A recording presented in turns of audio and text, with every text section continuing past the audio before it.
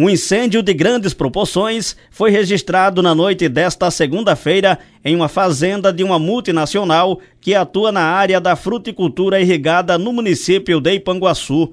A queimada teve início por volta de 7 horas da noite e atingiu uma área extensa. Estava em casa e quando eu escutei, quando um rapaz veio lá me avisar. Olha o fogo, eu digo, nós vamos lá. E juntei meio essa rua de meio também batalhando para se apagar.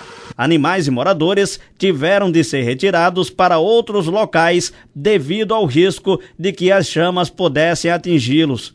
Informações colhidas junto a testemunhas dão conta que o Corpo de Bombeiros foi acionado, mas até o momento em que a nossa equipe esteve presente, apenas um caminhão-pipa e os moradores tentavam contornar a situação. Apesar do susto, ninguém se feriu.